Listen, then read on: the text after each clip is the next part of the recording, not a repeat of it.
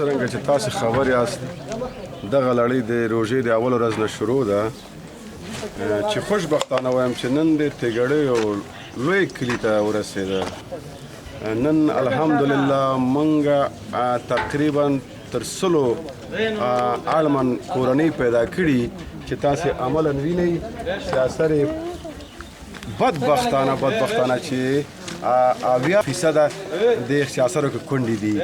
موږ دا په نخ سروې ټیم په نخ کړی چې نن راغلي دي او ان شاء الله دې ته به دغه څه کومک چې د برګصف توپې درویش د مرحوم حاجي زین العابدین خیریه بنسټ لخوا نه چې زه د لغمان ولایتي مسؤل یم، قاري صاحب جاوید ارشد مشاور ده او نن قاري صاحب او د دې په مخ کې د تاسو میډیا او تلویزیون په مخ کې به د مستحقو ته ورکوم.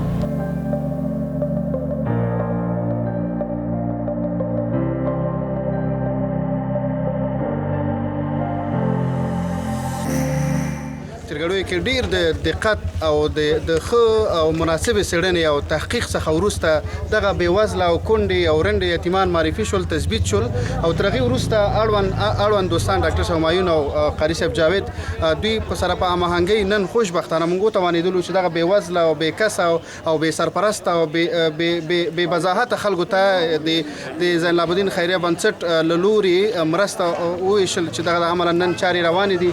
دغه بېوزله زنانه دي او هغه نارینه دي چې معلولین هم پکې شته ده.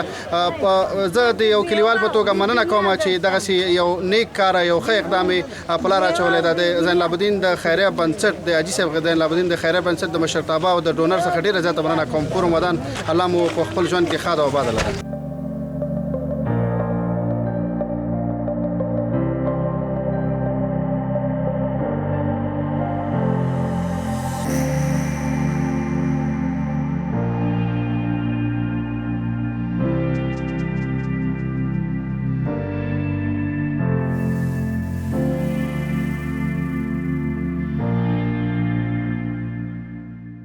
نبی علیه السلام وایي بهترین هغه څوک دی په تاسو کې چې یو مسلمان بل مسلمان ته نفقه ورسوي او خیر یې ورته ورسیږي. دا ډېر بهترینه ده.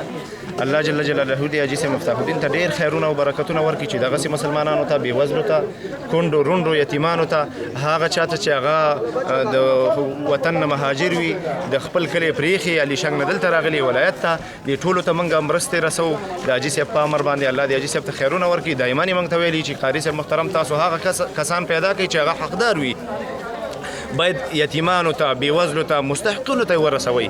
دا یې موږ ته مسؤلیت راکړی او موږ هم خپل مسؤلیت د خپل وسه پورې انشاءالله دندې ته رسولې. هماغې خلکو پسې هماغلته کور په کور ورځو، ورته وایو چې دا کونډه ده، دا بېوه ده، د مشر ملک را سره او عالم را سره عالم دین را سره هغه وایي چې او دا مستحق دی. په دغې نننۍ مرستو کې چې یو بوجۍ وړي دي او لس لیترۍ بوشکه غوړي دي او یو هار بوجۍ ده.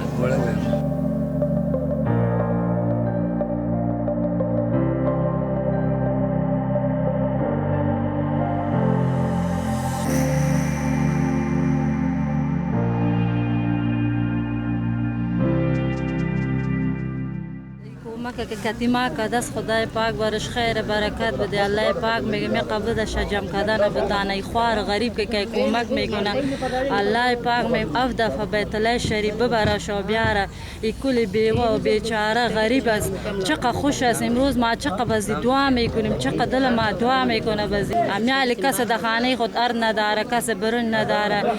امی تو ایران بیران ششتا سوی که دی خانه ما برو چقدر بازی دل ما دعا خیر ببینه. یتیمه ما گشنه شکمشان سیر شد.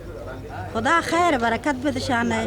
خدای پاک دیگه ثوابیتش خیلی برش برسانه دیگه. خدا خیر برکت بدش. کمک هر کس که کمک قیمه کدست.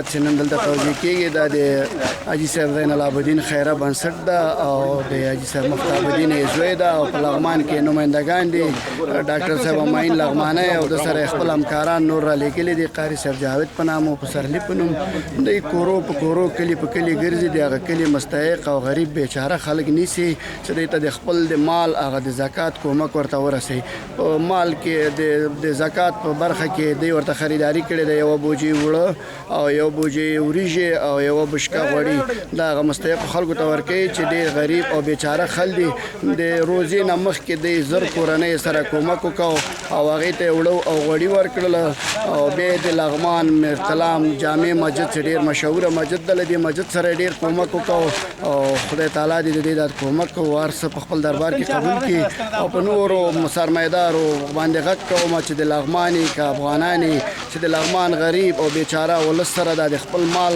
زکات او کومک راوړي دا ډېره مبارکه میاشت ده او په دې مبارکه میاشت کې چې یو غریب کورنۍ ته دا کومک رسیږي دا ډېر د موږ دپاره یو لاسته راوړنه ده یو د افتخار ځای ده مننه کوو د ډاکټر صاحب امین لغماني نه چې په دې روزه کې کور په کور ګرځي هغه غریب او بیچاره مظلوم کونډې یتیمان دا انتخابي کورونه په باد و باران کې خراب شوي دي نو دوی سره د خپل د زکات کومک کوي مننه کوو له دغسې خلکو نه چې د لغمان مظلوم ولس سره کومک کوي